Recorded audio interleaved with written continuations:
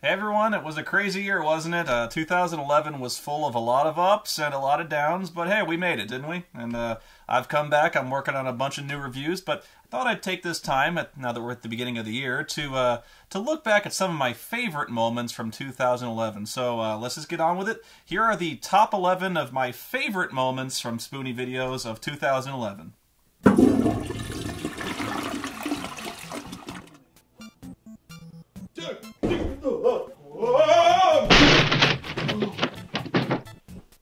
Oh, God. Oh.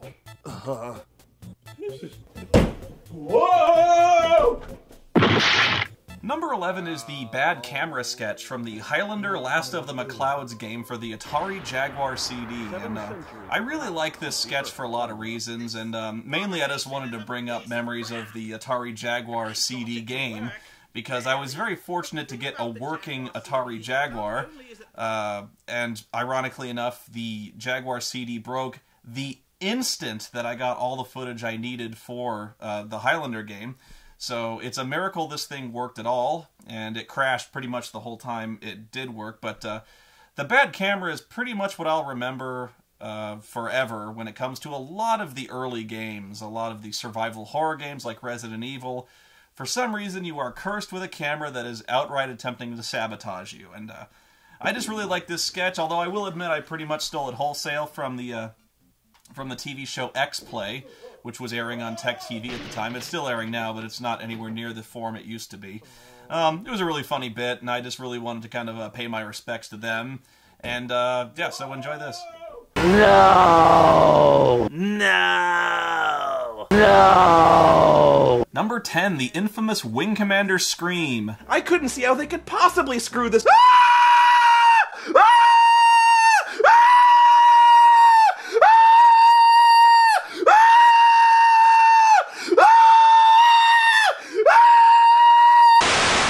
Yeah, a lot of people call this out as one of their favorite moments, and I did several takes of this, although it really wasn't hard to find motivation. This pretty much was my legitimate reaction when I saw the movie poster. It's also my reaction whenever I see a Rob Schneider movie, or the new sitcom Rob. But yeah, this pretty much is a perfect storm of bad casting. I don't know where the hell they got the idea to cast Matthew Lillard and Freddie Prinze Jr. in a Wing Commander movie, except maybe to appeal to the She's All That crowd. I just don't know. It is such a step down from the Wing Commander games, which had a classic sci-fi cast, including Mark Hamill and Malcolm McDowell, that there really is no other reaction to Wing Commander except just outright 1930s style woman on the table shrieking at a rat screaming. It really is that horrible.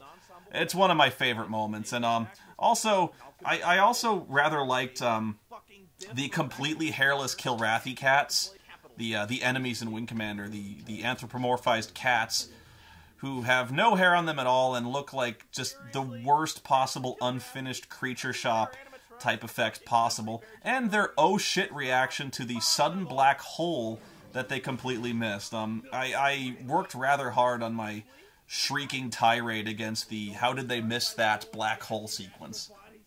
And what can we do to you? Number 9, Insano's Gaydar from Beastmaster 2 Through the Portal of Time.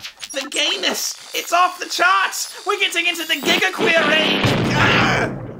Oh hell, it broke my gaydar! You invented a gaydar. Yes, it measures gayness with science. Why would you ever need that? Oh, don't you worry about why I need a gaydar. You just go do your thing with the movie. It had been so long since I saw this movie as a kid that I had completely forgotten about the extraordinarily effeminate shopkeeper in Beastmaster 2 that I really wasn't expecting this, and I laughed my ass off for hours. I always wanted to do a bit where Dr. Insano invented just kind of silly things like, what if there really was a gaydar and, he invented, the immediate question is, why would he need that? And so, yeah, watch Beastmaster 2 because I have a lot of fond memories of that, even if it is one of the worst sequels of all time. Checking them out, ring a ding dong dong and a thong. Never! We're never showing that clip again! Never! Ah! Oh, Jesus. Number 8, the DOA ass counter exploding. The ass counter was, I don't know this is certain, but I'm kind of going to take partial credit at least for probably inventing the counter gag, starting with the fuse box count in The Thing, which I've never been able to really, for some reason I thought the fuse box count was going to be huge, but counting gags have kind of become a staple of internet reviewing, and I'm probably mostly to blame for that. I'm sure I'll get corrected, but I did do the counter gags pretty hard, right down to the ass count in Final Fantasy X and X-2. So I've kind of started lampooning my own counter gag, and I think I finally put it to rest with DOA, which was essentially, it's basically a softcore porn film, and which is why I said I actually kind of liked it. Because, you know, it's plotless, it's stupid, it really is nothing but watching really hot girls wearing as little clothes as possible, and a lot of implied lesbian action, but you know what? It's honest. And you get what you pay for, and I can't really complain about that. Really, when you look at the DOA poster, and you see babes, and you see kung fu, and that's what you get, you can't say you were cheated. And so, this was me kind of putting the ass counter to rest, because really, this is the most ass I think I've ever seen contained on one screen, so I thought I'd just kill the counter right there.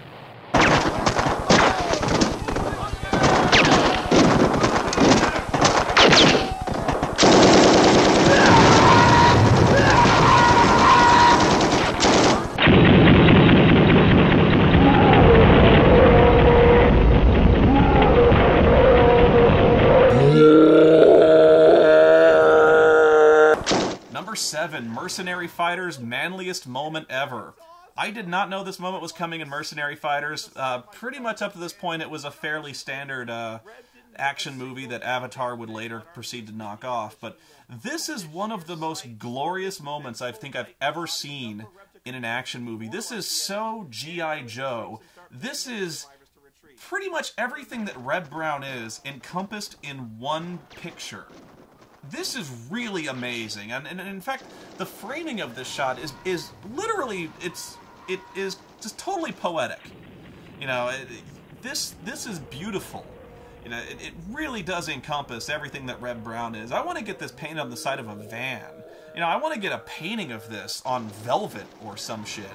This is really this is probably my abiding memory of Red Brown, more than Space Mutiny, more than Robo-War. February was one of the best things I ever did for this site, because I think I really have helped people discover Red Brown. And, you know, my enjoyment of his career is partially ironic, but he really is one of those guys that you really wonder why he didn't make it bigger than he did.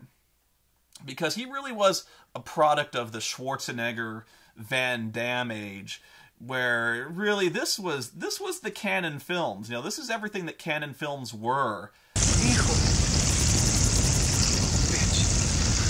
Number 6 is the gang member laughing from Cage.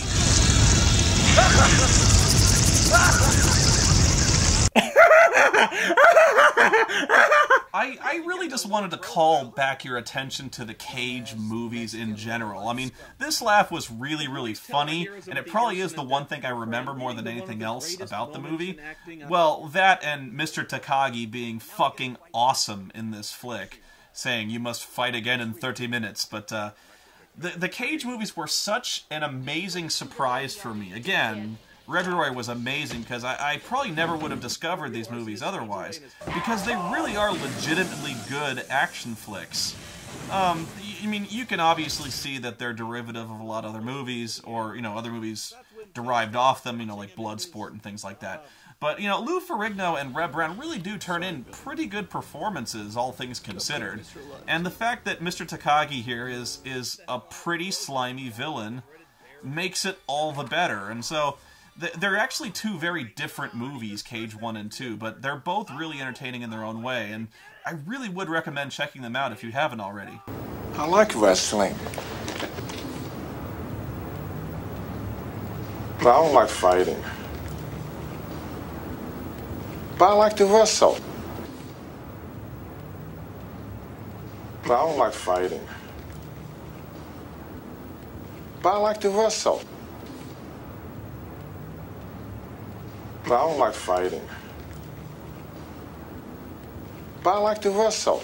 I like wrestling. Number 5 is Counter Monkey, something I really didn't think would catch on as big as it did.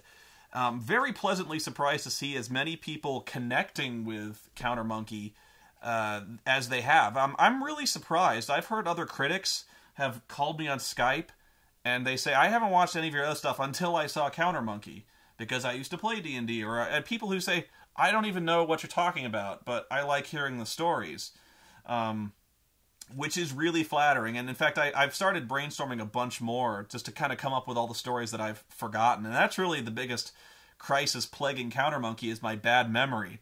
My memory is very bad most of the time, and so I have completely mistold at least one story, most notably the Alice in Wonderland story, where I completely mixed up two characters, the March Hare and the Dormouse. I went through that whole story saying it was the Dormouse I fought, and it was the March Hare. And when somebody corrected me on that, they pointed out the actual text of the module, and of course it's the March Hare. And I don't know where my memory went, but you're right. And so I don't know why. My memory latched onto that fucking Dormouse. And also, I didn't know this either, but apparently the Dungeon Land adventure, apparently he beefed it up. The DM beefed it up because the monsters aren't nearly as tough in the module. They're tough, but they're not nearly as tough as the ones we faced when Crazy Mike ran us through it.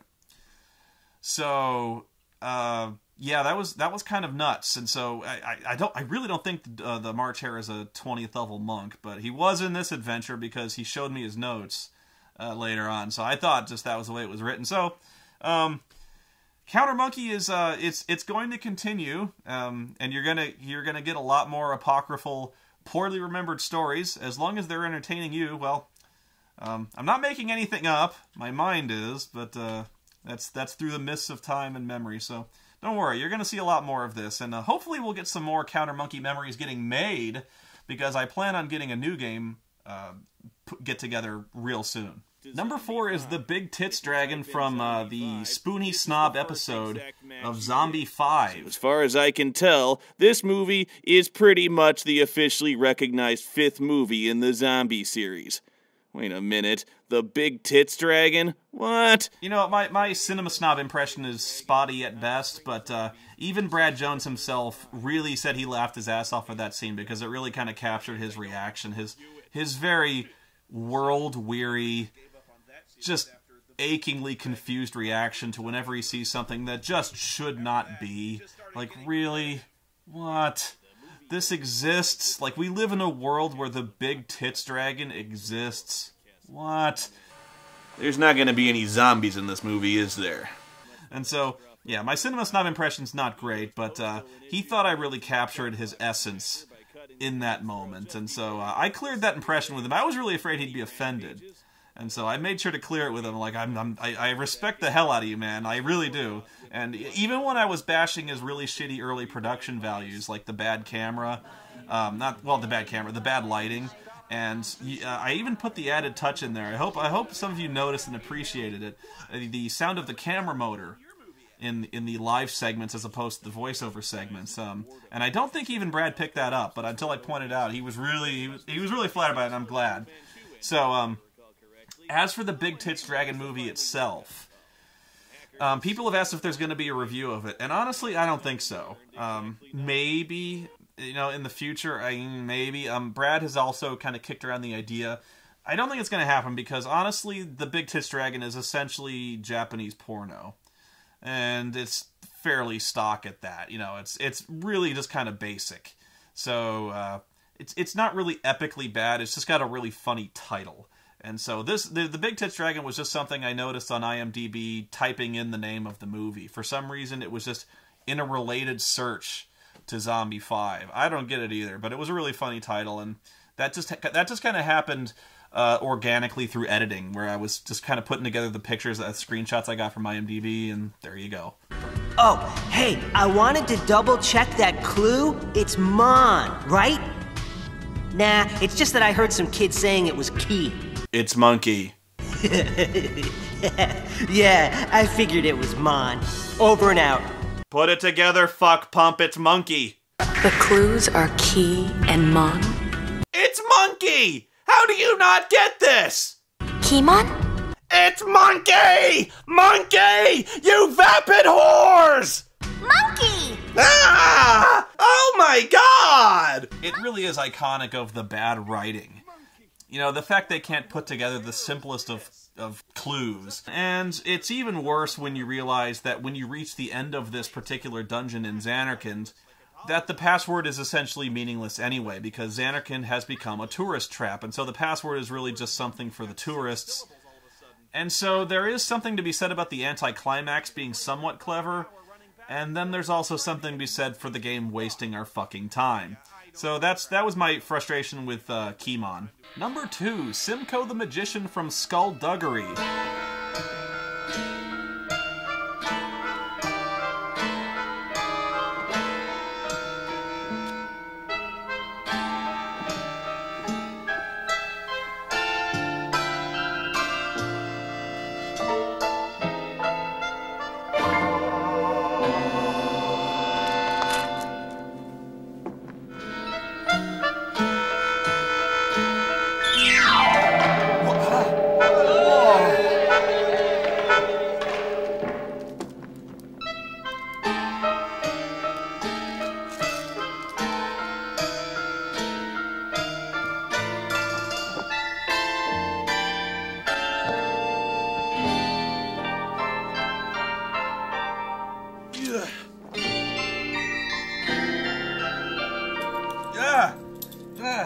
What the?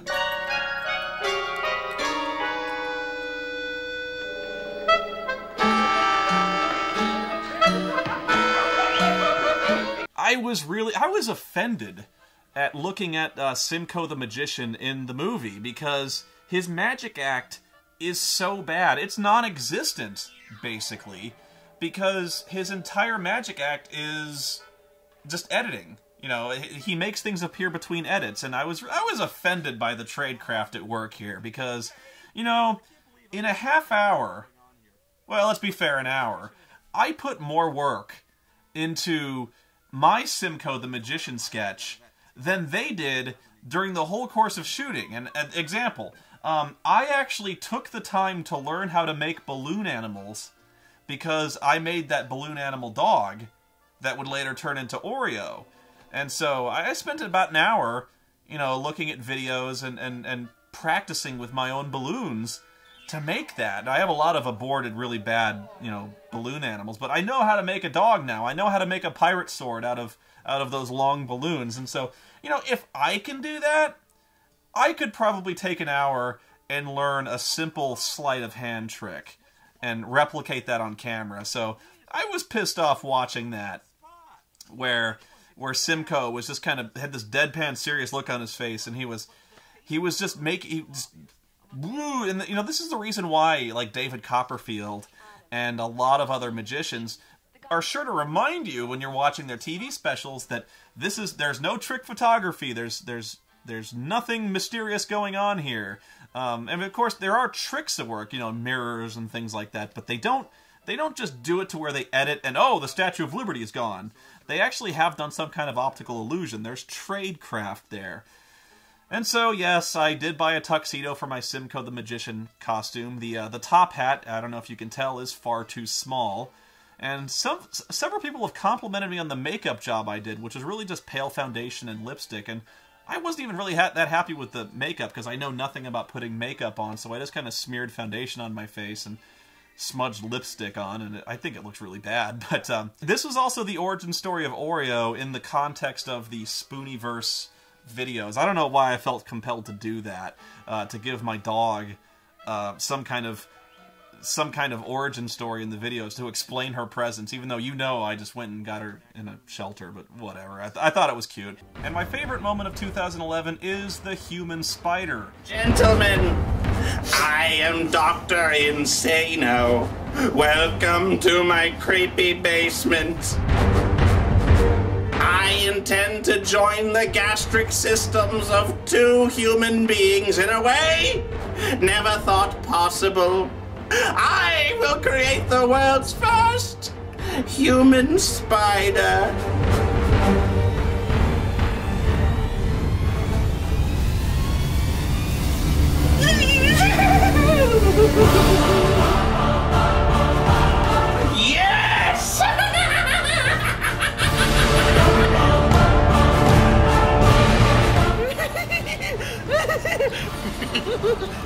Oh shit, dude. I gotta shit. Wait, what? No.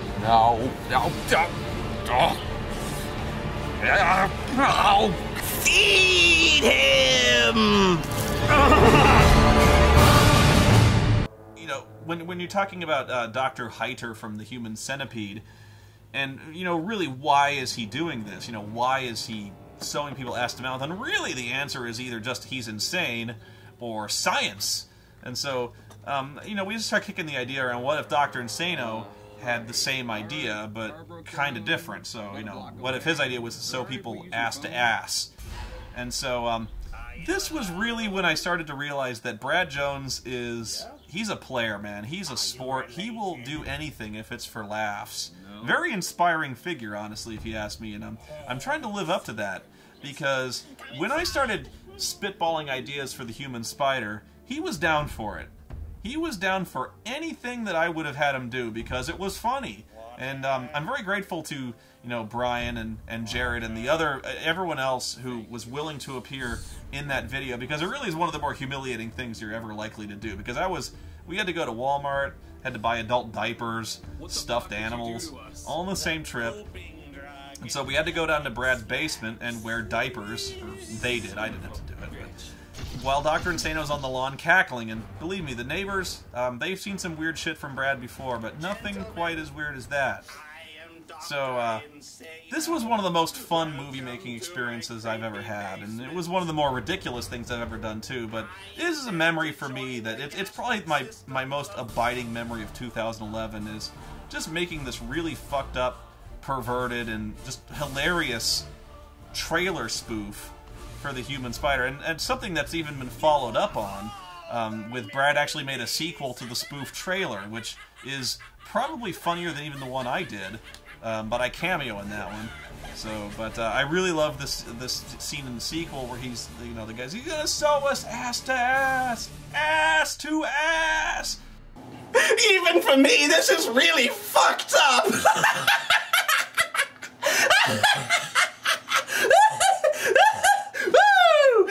Oh, Christ.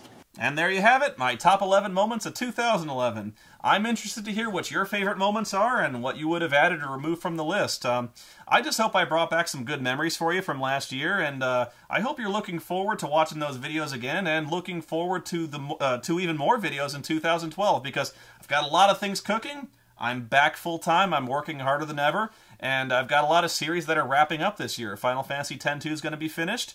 The Ultima Retrospective will be finished this year. I'm working on that right now.